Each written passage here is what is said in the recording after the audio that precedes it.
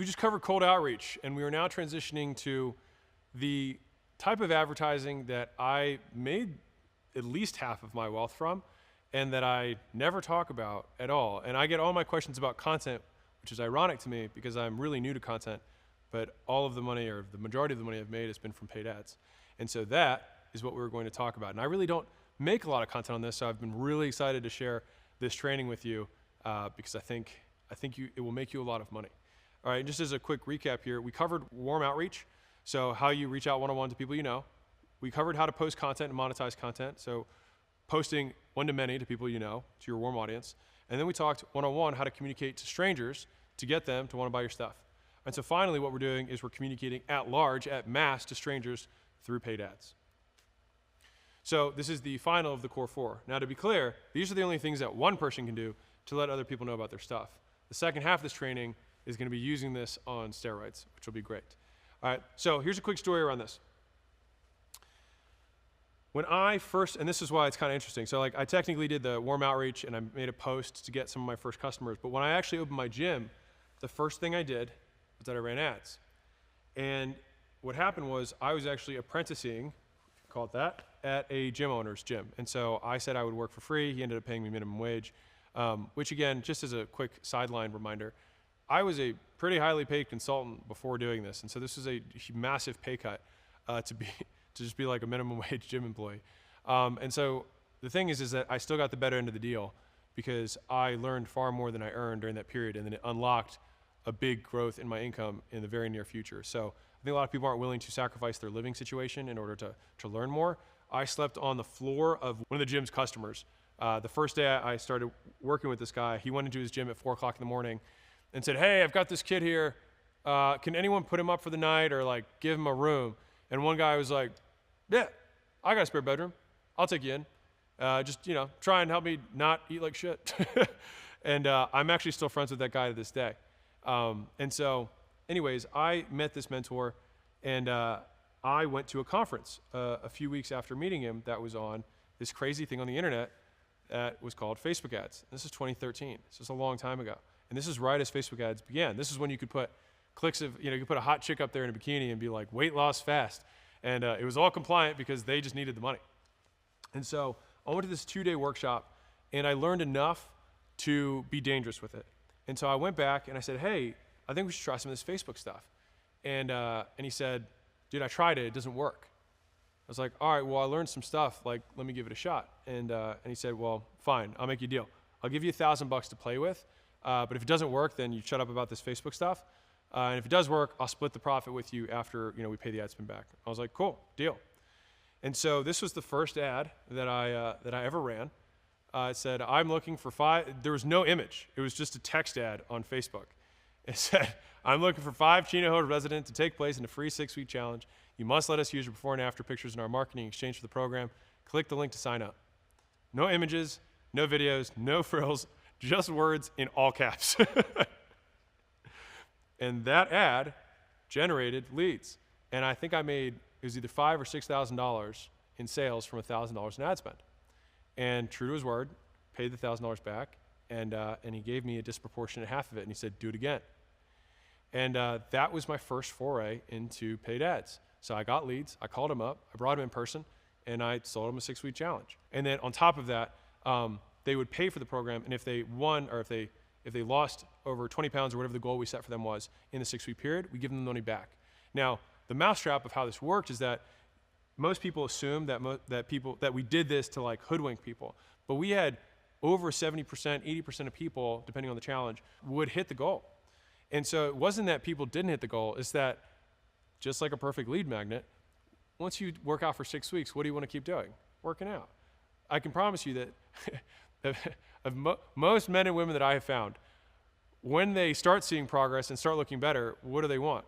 More. And so all you do is say, "Hey, you hit this goal. Are you at your high school weight yet? No. Isn't that what you wanted? Yes. I think it's going to take a year. Do you want to take this and credit towards the year? Yes." And just like that, we would close it into a long-term thing. All right. And so this was the result. I ended up getting 19 people at $299. I didn't know how the pricing stuff worked, but it worked out. I got $5,700, I think. So I guess that was what it was, $5,700 from the first campaign that I ran. And so that was the money. And then you'll notice here that many lead generating paid ad systems are very simple in nature. Like that ad was not complicated. And that ad might work on new platforms even today because of the simplicity and the clarity of the communication. So like, do you want more members? Getting more members can be hard. We make it easy. Grab all free, fill your gym in 90 days, masterclass below, right? Doesn't have to be complicated. And so fundamentally, what we're doing is we're showing an ad with a lead magnet or some sort of offer to get our ideal audience to want our thing and take one step towards us. And then from there, we build and structure our mousetrap such that we can cover our cost to acquire them and then still make a profit. So let's get into how paid ads work. So if you think about it from a larger perspective, your paid ad interrupts other people's content. So someone is on Facebook, or someone is watching television, or someone is consuming organic content, like we talked about making content. But now you're on the flip side. You are actually interrupting their stream of value with your paid ad. And so this is what allows you to get instant scale because you don't have to have the audience. You interrupt other people's audience, and you pay the platform as an intermediary. And so that is how you reach strangers. All right? So paid ads are a way to advertise one-to-many to cold audiences, people who don't know you. Paid ads work by paying another person or business to put your offer in front of their audience. Think of it like renting eyeballs or earballs.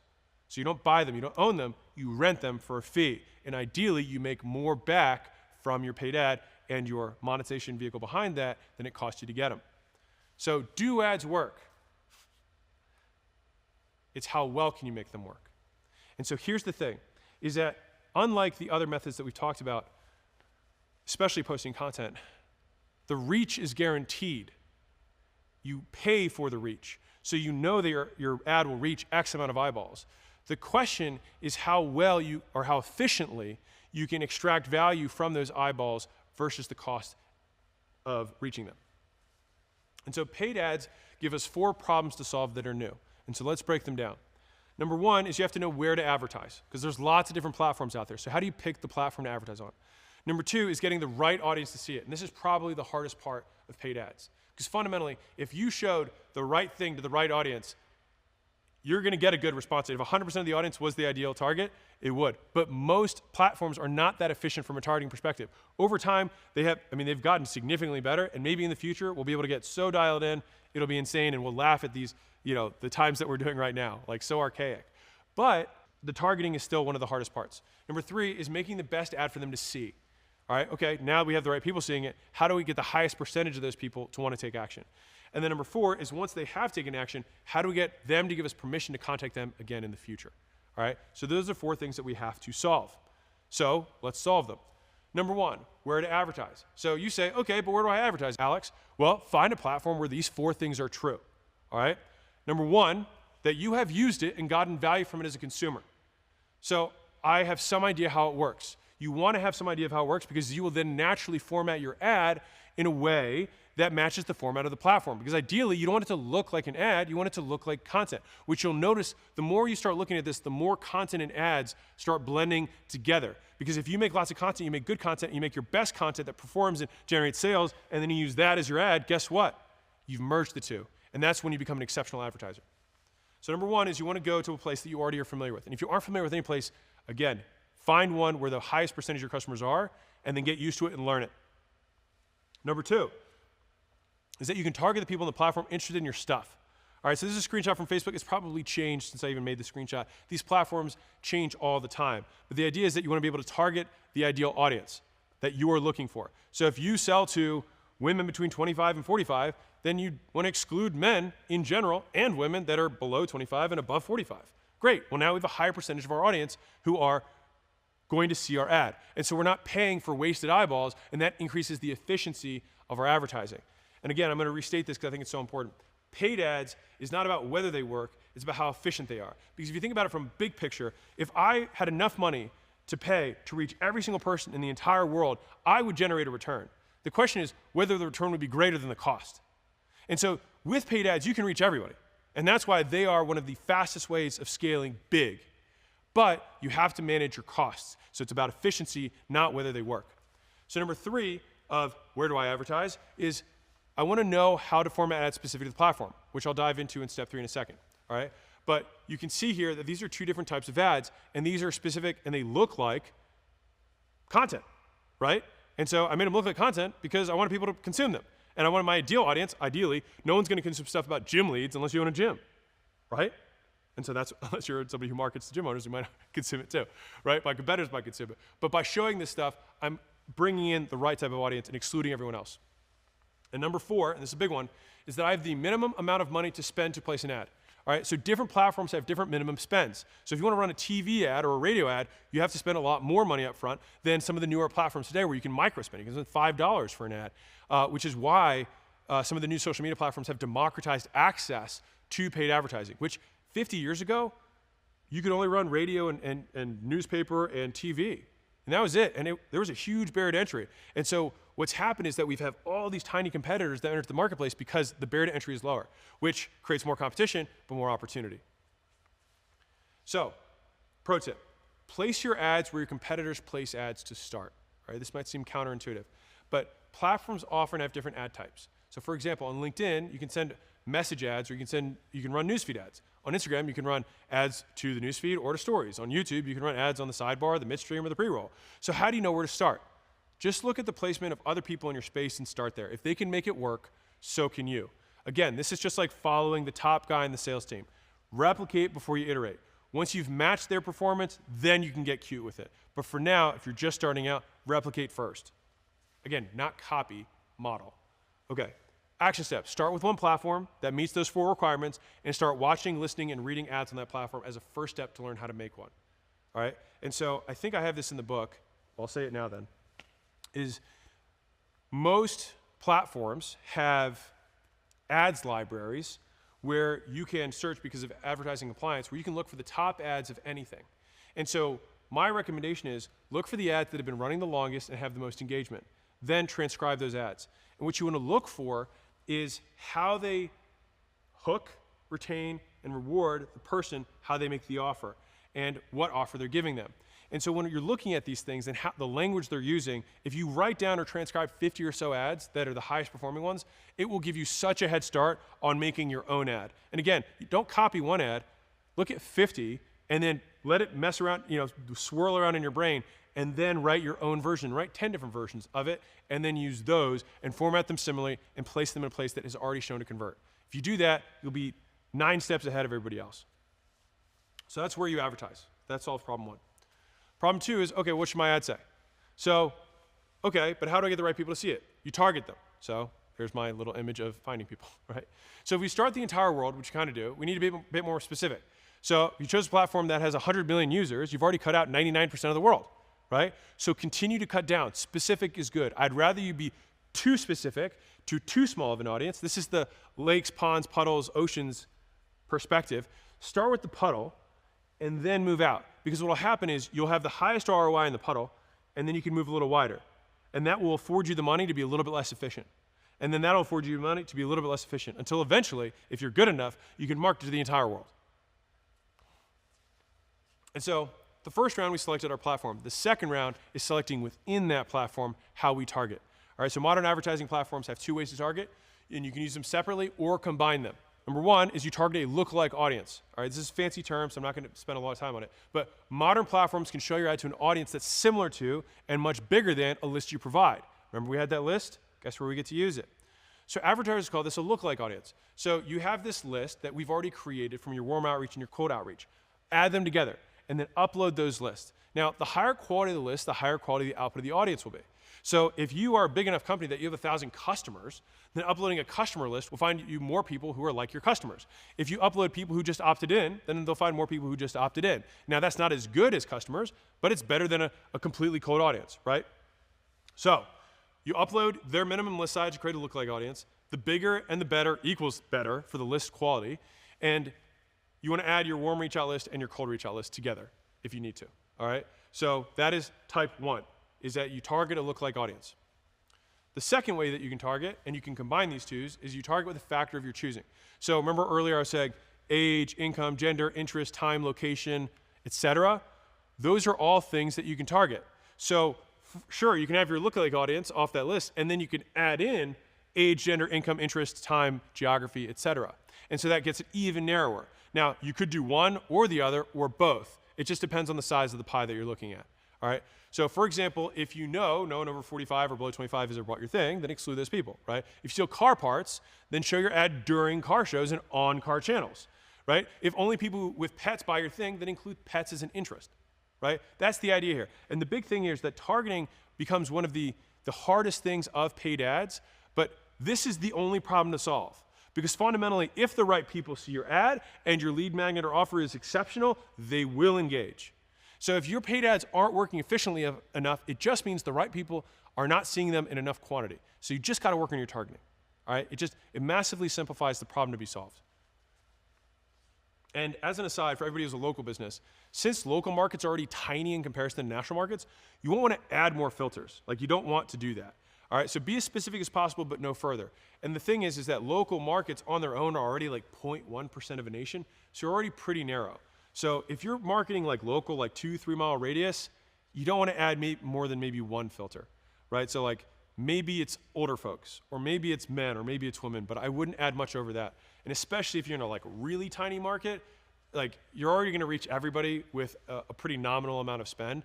And so it's okay to just be a little bit more inefficient because you're already so tiny and targeted. And as an aside, local targeting and local ads are one of the easiest types of ads to run because you already have so much trust. It's one of the differences between national advertising campaigns and local. Because if you're like, hey, we're next to the 7-Eleven on 5th and Gold, then people are like, oh, I know where that is. And so you don't even need to sell anything. You can just get them to opt in and you just call them. You're like, hey, oh, where are you at? Oh, yeah, we're across. Oh, well, why don't you come on in? Like, it doesn't have to be complicated when you're local. So again, as an aside, if you're a local business owner, if you have the offer right, you just target your area and you're usually good to go. So here are your action steps. Bring all your lead lists together in one place. Separate them by past and previous customers, warm outreach, and cold outreach. If any of those lists are big enough, then use the ones that are closest to your customers.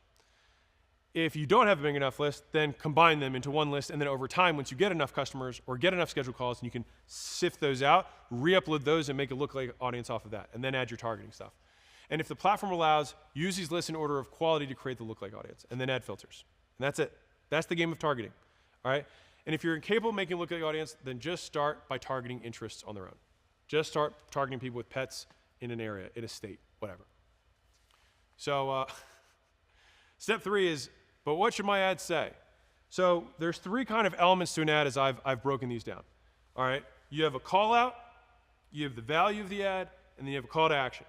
So you might notice, this is the hook, retain, reward, just said differently. The call out is the thing that gets their attention. It's the hook. And I purposely use different language here because it's the concept that matters more than the nomenclature, all right? The value is the meat. That's what retains them, right? They get some, and we do that value, provide that value so that they trust us and like us more and are more willing to take the next step. And the reward, as we want to position it for them for consuming this ad, is to take the next step, right? If you got value from this thing, then you'll love X, Y, Z, all right? And as a side note here, I want to make this point, is that as you become an advertiser and you learn the game of advertising, I would recommend that you don't skip ads. So I don't have any premium memberships, I don't think, to any platforms. And when you're trying to consume or learn an industry, you should click on every ad of people in that industry, in your industry, so that your newsfeed is filled up with that. Don't let it hurt your ego. You're learning.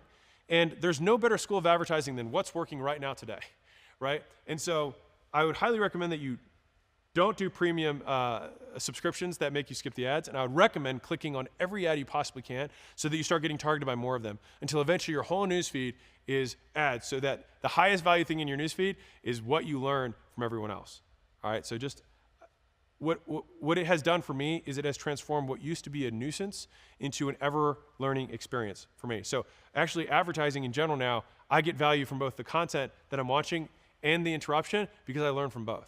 And so that's one of the unique things that we can do to make our lives just a lot better as advertisers, because like now, things that people see as a nuisance for us is just school. And so what we're looking at here, and this is what I was referencing earlier, is that you want to look at how they call out their ideal customers. Like the hooks, so important, right? Figure out what they're saying, because their language, like, do they say gym owners? Do they say health club owners? Do they say micro gym? Do they say fitness professionals? Do they say trainers? Do they say personal trainers? Do they say PTs? Like, what is the language they use? And usually it's the language that they use to self-identify. And we want to use their language to talk to them, right? And so look at what everyone else is doing just to get an idea of like, oh no, okay, that isn't the avatar I want. This is the avatar I want. I want more of those. And then you click down those pathways. Number 2 is how they present the value elements. So we talk about the value equation. So what is the dream outcome? What is the perceived likelihood of achievement? What is the time delay? What is the effort and sacrifice? How are they describing each of those value elements and their inverses, right? The dream outcome versus a nightmare, right? The perceived likelihood of achievement versus the risk. The time delay versus the speed.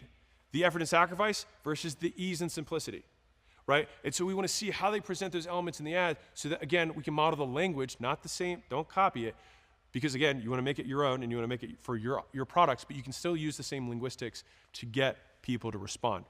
And then finally, how they give their audience a call to action. How do they get them to do the thing? And so let's use the 3 chunks to make an ad. I need to get them to notice my ad, which is the call out. I need to get them to interested in what I have to offer, which is the value. And call to action gets them, I need to tell them what to do next. And once I do that, they will take the next step. So, call out. People noticing your ad is the most important part of the ad by a lot. The purpose of each second of the ad is to sell the next section of the ad. So think of them as mini content units that are continually spinning within an ad package, okay? And so the headline is the first sale. And so focus your effort front to back. So if you're thinking about this, you want to put 80% of your attention on the first 5 seconds. And you're like, that's crazy, because it won't take me so long. It should. Because if you're doing enough research and you're doing enough homework, if you nail the first 5 seconds, honestly, almost every ad will work, if you're targeting the right people, okay? The first impression is the part of the ad that I test the most. I'll give you a little example for me. So when I record ads, this is a tactical tip that's not in the presentation, so you just have to enjoy this while you have it. When I would record ads, I would record maybe 10 meaty ads, so like the actual value component of it. So I'd break one belief, or I would demonstrate one skill, or some little nuance that they didn't understand as well that I knew that I could demonstrate based off experience. And that would be the meat of the ads, right? That's the value part. So I record the value separately. And then I would go and record 30 different hooks. And then when you have 30 hooks, you can paste those onto 10, and I have 300 different ad variations that I can use. And as soon as I have the best converting hook, then I can see which value converts best off that hook. And that's the test and iterate process that creates winners and home runs over and over and over again and allows you to scale. So I'm going to break a different belief for you right now. The reason that your ads aren't scaling, all right? So most people think, oh, I can't scale my ads past $1,000 a day, or I can't scale my ads past $10,000 a day, or I can't scale my ads past $100,000 a day. Insert whatever number you want. They think that the platform has capped them. The platform wants to take your money. They have not capped you. What is actually capped is how good your ad is. You have an ad that can only go to this warm of an audience. And then as soon as it gets outside of that warm of an audience, it stops converting. So the difference is between the top 1% of Facebook advertisers versus everybody else, they split test 11 times more content than everyone else. And for that reason, they're able to scale 10 times, 100 times more. So the fact that you can't scale your advertising isn't because of the platform, it's because your ads aren't good enough. And so you see the cap, but that's because your ads in general, like you're a $1,000 a day ad maker. You're just not good enough. Your ads aren't good enough, and it's probably because you don't make enough volume. You might make, and it's funny because I talk to business owners all the time who run paid ads. I'm like, okay, well, what's your cadence? Like, how many ads are you making? Like, oh, I mean, we make tons of ads. I'm like, well, what does that mean? Like, well, I mean, once a month we record ads, and I mean, I make at least 10. I'm like, 10? I'm like, a month? I'm like, yeah. I'm like, well, there's a problem. I'm like, I don't need to look at anything else. I already know that that's the problem. Because when you want to scale, like really scale, unless you have super wide targeting in terms of your audience, you're going to have to split test significantly more on the ads, the hook, and the value itself, and the CTA in order to get that one package that scales to 100 million people and is still profitable. That's the key. And so back to our presentation, Mr. Ogilvy, I'm repeating this because, again, it is one of the most impactful things that I've learned in advertising is that after you've written your headline, you spend 80 cents of your advertising dollar. That is why we focus so much on the beginning, because if you don't get them in the beginning, nothing else matters. And so the call is whatever you do to get the attention of the audience. All right? And so these are labels, yes questions, if-then statements, and ridiculous results. So labels would be an example if I said, hey, are you a homeowner? Do you own a home over $400,000 a year? Boom. Yes questions are, do you sweat at night? Do you toss and turn? These are implied yes questions. Someone says, yeah, that's me. Oh, I do that. Do you snore a lot? Do you sleep with your mouth open? Do you wake up with cotton mouth in the middle of the night? Do you always have a water thing next to your bed? Ah, that is me, right? All of a sudden, these are yes questions. People are like, yeah, that's me, right? These are two different examples of call-outs. If-then statements. If you are born between 1974 and 1885, then you may qualify for mesothelioma, whatever the thing, right? The thing is if you were in this area at this time, you may X, right? It's if-then statements. And mind you, that's for a lawsuit, but fundamentally it works the same way. If, then, right? And then finally, you have ridiculous results. Gym in Colorado opens first day, overfilled, has to refund customers because they can't fit them all. Well, if I'm a gym owner, I would be interested in that. And then I might read more. And so I got the call out, I got the right person. So these are the four most common, or at least the ones that I find work best to get call outs that work. So labels that they identify with, yes questions or things that they would nod their head up and down to, if-then statements, and then ridiculous results. Labels are a word or set of words putting people into a group. These include features, traits, titles, places, and other descriptors. So Clark County moms, gym owners, remote workers, I'm looking for XYZ. When I said I'm looking for 5 local Chino Hills residents, that was a label, all right? To be most effective, the ideal customer has to identify with that label. That's a local ad hack, by the way. All right, yes questions, we went over that. They should say, yes, that's me. Do you wake up and pee more than once a night? Do you have trouble tying your shoes? Do you have a home worth more than 400 grand? Yes questions. If-then statements, all right? If they meet your conditions, then you help them make a decision. If you run over $10,000 a month in ads, I can save you 20% or more, right? If you were born between 1978 and 1986 in Muskogee, Oklahoma, you may qualify for a class action lawsuit. If you want XYZ, then pay attention.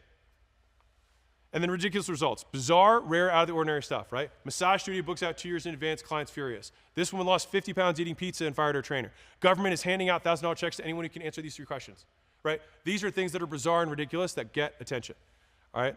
And so call-outs also don't have to be just words. They can also be noises or visuals in the environment. So you've got contrast, likeness, and the scene. So contrast is any stuff that sticks out in the first few seconds. Colors, sounds, the movements, etc. Note what catches your attention. So when you're watching these other people's ads, you're looking for the call-outs, you see the words that they're using, but also look at everything that's not spoken. And a lot of times, 90% of communication is nonverbal. So we want to look at everything else too. So a bright shirt, for example, almost always gets more attention than a black or dull shirt, right? Attractive people almost always get more attention than plain-looking people, right? Moving stuff almost always gets more attention than still stuff. Is that making sense? Cool. So that's contrast. The next one's likeness, all right? So thinking visually, think about this as showing the label versus saying the label. All right, so the features, traits, title, places, and other descriptors that they identify with. All right, so people want to work with people who talk, look, and act ways familiar to them. Why? Because they have received reward from people like that in the past, right? And you may not, you personally, look, talk, or act in ways familiar to them. So if you serve a broad customer base, then use ethnicities, ages, genders, personalities in your ads that look like them, not you. So if you serve a narrow customer base, example, medical devices for seniors, then use people who look like them. So if I want to market to doctors, wear a lab coat. If you're marketing to plumbers, make sure your background has pipes in it or is under a sink, right? You want the person who's doing the ad and the background to sync up with the ideal customer. And I'll show you, I'll prove it to you that if you are the one in your ads right now and you look at your customers and they all look and talk like you, why do you think that is? Because your ad calls out to people who look and talk like you. And so if you want to expand beyond that, then use people in places that look more like them. By the way, that's also how you scale a company massively, especially if you have a diverse audience. You want to show different personalities as the heads, talking heads, that become the faces of the brand, and then you can retreat back and own the whole thing. All right? So the scene is showing the yes questions and the if-then statements visually.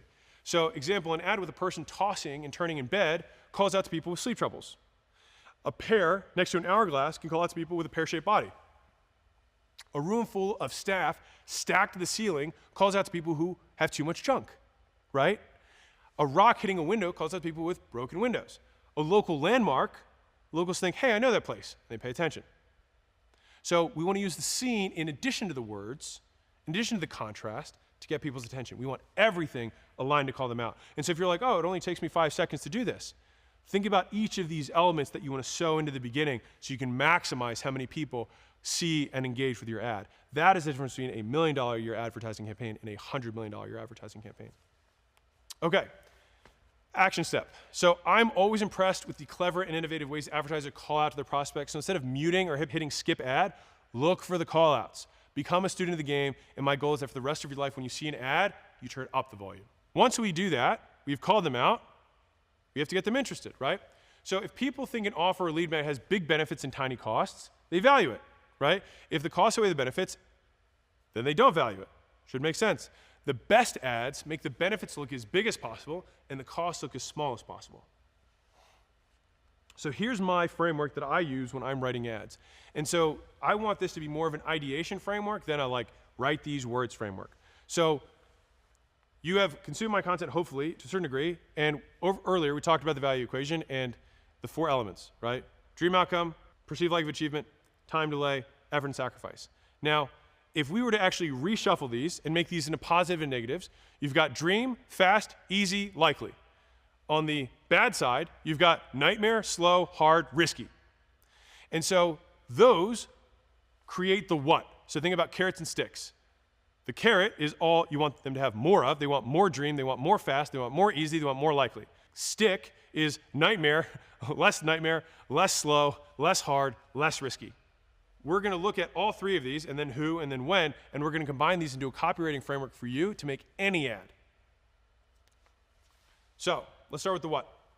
So the 8 key elements are just the 4 value elements taken into positive and negative, carrots and sticks, all right? And just think about positives and their opposite, all right? Dream outcome, nightmare, perceived likelihood of achievement, risk, time delay, speed, effort and sacrifice, ease. Those are the 4, or the 8 elements together. And so a good ad for dream outcome will show and tell the maximum benefit the prospect can achieve using the thing you sell. It should align with the ideal prospect's dream outcome for that sort of product or service. These are the results they experience after buying the thing, okay? Now the opposite of that is a good ad will also show them the worst possible hassles, pain, etc. of going without your solution. So in short, the bad stuff they experience if they don't buy. So you don't want to just show the dream outcome, you also want to show them continuing down the path of not experiencing your solution and how much worse it would be, especially effective with problems that get worse over time. So with perceived likelihood of achievement, which we've talked about a lot, or at least I have earlier in this, because of fast failures, we assume that even when we buy, there's a risk that we don't get what we want. It makes sense. That's why we don't buy everything, because we don't believe everyone because we've been burned in the past. So we lower the perceived risk by minimizing or explaining away past failures, emphasizing the success of people like them, giving assurances by authority, guarantees, and how what you have to offer will at least give them a better chance of success than what they currently do. That is the idea. Now the flip side of that is that we show a good ad will show them how risky it is to not act, what their life will be like if they carried on as they always have, show how they will repeat their past failures and their problems will get bigger and worse. Now we get to time delay. A good ad will show them how slow their current trajectory is, or that they will never get where they want at this current rate. On this part, we're prodding on the pain, and then we can flip it and say, to get the things we want, we know we have to spend time getting them. A good ad will show and tell how much faster they will get the thing they want if they buy our thing, or they take the next step. Effort and sacrifice. A good ad also shows the amount of work and skill they'll need to get the result without your solution, all right? So they have to think, man, this is gonna be a lot of effort, and I've gotta be really good in order to get this result if I don't use this thing. Whereas they'll be forced to keep giving up the things they love and continue suffering from the things they hate, or worse, that they work really hard, sacrifice a ton right now, and get nowhere. This is what we want to show and describe in the ads in as short and compact as possible. And these are the things I'm asking you that I want you to look out for and listen for in the ads that do well. Now, all 8 elements aren't necessarily going to be available or included in every ad, but they will have elements of each of these 8 things. And the more of these elements you can weave in seamlessly together, the more powerful the ad will be, all right? And so the opposite of that would be ease. To get the things we want, we know we have to change something, but then we assume that we have to do stuff we hate and give up stuff we love. And ease comes from a lack of needed work or skill. Like, write that down. Ease comes from a lack of needed work or skill. So if you can show someone that it doesn't take a lot of effort and they don't need to have a lot of qualifications in order to get this thing or this outcome, then they will feel like it's easy. A good ad disproves that assumption, and it tells and shows how you can avoid the stuff you hate doing and do more of the stuff you love doing without working hard or having lots of skill and still getting your dream outcome. So that is the what. Check. So now let's go to the who. I said there's 3 parts, the what, the who, and the when. So let's go to the who. All right, so now you're thinking, okay, I've got these 8 key elements. The other 2 are easier, don't worry. But those are the 8 key elements, the value equation, and then they're opposites. We want to talk more good, less bad, and show and tell both of those. So now we're talking about the who.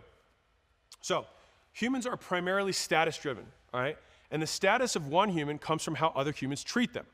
All right, so people gaining status, your customers, and the people giving it to them, their spouse, their kids, their parents, extended family, colleagues, bosses, friends, rivals, competitors. There's lots of different people that give and dole out status to your customer. And so we don't want to just talk about their perspective, but the perspectives of those around them who will give them or take status away. So as an example, if I were selling weight loss, I can look at any of the key 8 variables that I talked about beginning and say, okay, how can I describe how fast this was, but not just from, okay, well, 2 months into the future, he pulls his belt loop and he sees that he goes 2 notches lower. Wow, that's him experiencing the benefit of this weight loss program. But how can I show that from someone else's perspective? Okay, his wife sees him do that and says, great job, honey, you're doing awesome. You're looking good. You might fit into your marriage tuxedo. Huh. So we can explain that experience from someone else's perspective. To the same degree, if we're talking about like making more income, it's one thing to make more income, but if your wife comments on it, or your colleagues comment as you pull up in the new car, or when you rock your drive down the fairway with the new $400 driver that you just bought, and everyone's jaws are on the ground, which one matters more? That one, because that is status from the people that they're trying to get status from. And so we want to think about the benefit of the thing, of one of those 8 key variables, and then describe it in every possible way that we can. And so by doing that, we basically take one benefit and make it multifaceted, and we try and fit the key to the hole that the person has a lack of, right? Because fundamentally, motivation comes from deprivation. So you are more motivated to eat the hungrier you are. And so we don't know what they are most hungry for. And so they might have a really great marriage, and their wife tells them great stuff all the time. But when they go to work, they get beat up every day. And so we want to have the wife key, but we also want to use the rival at work key. We also want to use the boss key. We also want to use the kids key. We also want to use the frenemy dad key. Like whatever other keys we have to depict status going towards them from the place that they don't get it. And we can use that one pillar in the sand from each of those 8 variables. We can show speed from everyone else's perspective. Like, hey, so-and-so comes back from a work trip and sees you, and they're like, dude, you're looking great at the office. Did you know that people who lose weight are more likely to get promoted? Right? So there's different ways that you can tie the benefits in to different environments and circumstances, and we want to hit as many of those piano keys as we can to play the right song. So first we have the what, which is the 8 variables, and then the who is trying to explain those benefits from as many perspectives as possible to get the one that matters most to them. So that's the who. And then finally we have the when, all right? So people often think about how their decisions affect the here and now. But if we want to be extra compelling, and we do, we should also explain what the decisions led to in the past and what the decisions could lead to in the future. So we do this by getting them to visualize through their own timeline, past, present, and future. Okay? So, in that same weight loss example, to just keep it consistent, I can talk about how their wife used to think about them when they got married. I can think about their wife, how they perceive them today. And then I can think about how their wife is going to perceive them in the future once they've lost weight. I can also take the negative of that and talk about how they have struggled in the past with their weight loss and the negative thing that their wife has lost respect for them, right? In the past and the present, and this was a tough one, but incredibly compelling, is negative visualization in the future. So if I say, hey, if you keep going on the path you are, you've gained 5 pounds a year every year. So 5 years from now, if you step on the scale and you're 25 pounds heavier, what will your wife think then? What will your kids think then? What if you can't play with your kids, but the rival dad can play with your kids and his kids? And you can't because you're on the sideline because your ankle hurts or your knee hurts because you're overweight, right? And so we're playing positive scenarios, moving through the timeline, through them personally, and other people's perspectives, and we have 8 of the variables. So when you multiply this together, if you're thinking through this, you're like, whoa, there's unlimited. There's not unlimited, there's just a very large amount of variables that you can use here to describe the benefits and the costs of the thing you sell. So if we make the benefits more of all the good stuff from all these different angles, past, present, future, and minimize the costs from all these different angles, past, present, future, then we have a very compelling ad. And so you can't hit all of them, and that's the idea. But this will give you an endless variety of ways to attack the prospect's belief system so that you can persuade them to do the thing to help themselves. And those are the fundamentals of making the value content in a good ad. And so when you put the what, the who, and the when together, we answer the why they should be interested. And so their spouse, who, will perceive how fast what they fit into, right? That suit your wife loves that didn't fit but does now, in the future, when, or how the kids who, month after month, when, right, got more interested in eating healthy and tagging along during workouts, the what, or how they, who, catch a look at themselves in a reflection in the mall a few months later and realize stuff actually fits me in the store now, right? So their spouse will perceive how fast they fit into that suit that she loves but doesn't fit but now does in the future, or how their kids month after month got more interested in eating healthy and tag along during the workouts, or how they catch a look at themselves in the reflection in the mall a few months in and realize, shoot, the stuff fits me in the store now. So all I did there was show the benefits and the costs from different perspectives in past, present, and future. And you can think about unlimited ways to show variety for one thing that you sell. And that is what gives you endless variety in the ads that you make. And so here's a little pro tip. You want to make your ads as specific as you can, but no specificer. Okay? So the more specific your copy, the more efficient it can get, but also the longer it tends to get. So you can imagine we can expand this to ad infinitum, right? And if it gets too long for the platform, it will lower its efficiency. So make the ad in its entirety as specific as you can in the most efficient space you've got. All right? If you've got audio and visuals at your disposal, then use contrast, likeness, and the scene itself to match your copy. So sometimes the work will have to be done not using words, but with the visuals that can say a lot more than the words ever could. All right? It becomes more specific without getting longer. And this makes your ad even more efficient and profitable. So again, I've given you a lot of variables here, and that's because there's a lot of ways to advertise, or at least a lot of things that could be contained within an advertisement. But these are the frameworks that I use, that I've used successfully to scale our company's paid ads, okay? And so when we combine everything we can get the prospects going toward, the 4 value drivers, and also what they're getting away from, the 4 opposites, which is the 8 key drivers, the many perspectives we can show them gaining status, and different timelines for each, we get unlimited inspiration for our ads, right? And so I want you to get as many advertising angles with your offer as you can with the what, who, when framework, all right, which I just went over. And then finally, now that we have the meatiest part of this, we just have to give them a call to action. And it's crazy how many times I see ads and they don't have a good call to action at the end. All right, again, this is about being clear, not clever. So if your ad got them interested, then your audience will have huge motivation for a tiny period of time. All right, so we have to take advantage during that short window. Tell them exactly what to do next, so spell it out. Click this button, call this number, reply with yes, go to this website, etc. All right? You want to make the CTAs quick and easy. So easy phone numbers, obvious buttons, simple websites. For example, a common CTA is to direct the audience to a website. So make your web address short and memorable. Go to acquisition.com, right? And as an aside note, if I said alexsprivateequityfirm.com/free book and course 2782, right? Versus acquisition.com/training. I think that the world actually has this mispriced, genuinely. I think that short domains are worth more than they go for because I think there's some brand credibility, but I think the biggest benefit that is unspoken is that it is memorable and that people will type it in. And so I'll give you a stat that most people probably wouldn't want me to share internally, but 80% of our traffic comes from people hand keying in acquisition.com. And so that means that people remember it and they know how to find me. And so for me, I paid $370,000 for this domain, just the domain, just the name. And I think it was one of the best purchases I ever made because people know where to find me. And so I think that the world has simply underpriced short, clear domains, not overpriced them. My 2 cents. little tweet to remember.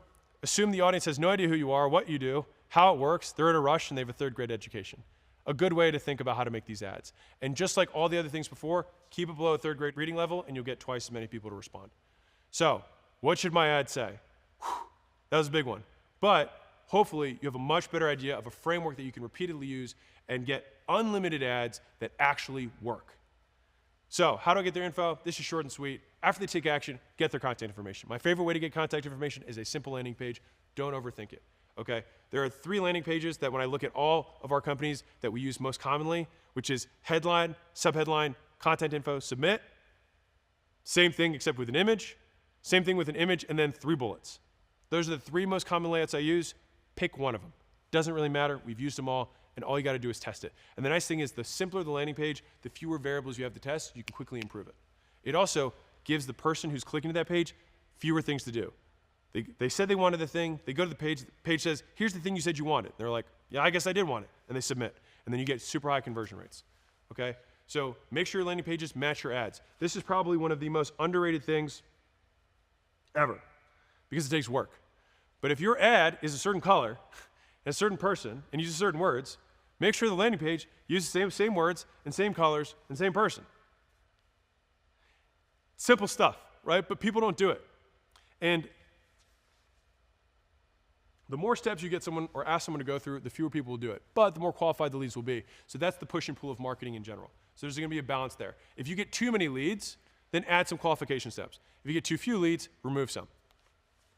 So here's the action step. Build your first landing page. I wasted 4 years feeling too scared to make a landing page because I was like, I'm tech afraid. I tend to be slow with technology. I try not to be, and so I'm working on that. But when I finally tried, I finished my landing page before lunch.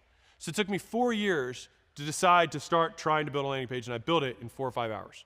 All right, and so I could have had all the benefits of knowing how to build landing pages 4 years earlier, but I waited 4 years. Don't be like that. All right, so once you have that and you have a place to direct them to capture their information, now you have engaged leads from paid ads. Hooray, we did it. So here's a conclusion. Run paid ads, part 1, the conclusion. Callouts you need for them to notice it. Value elements give them a reason to do something. Calls to action give them a way to do it. And now the only question remains, which is how efficient were we? So let's talk about money stuff.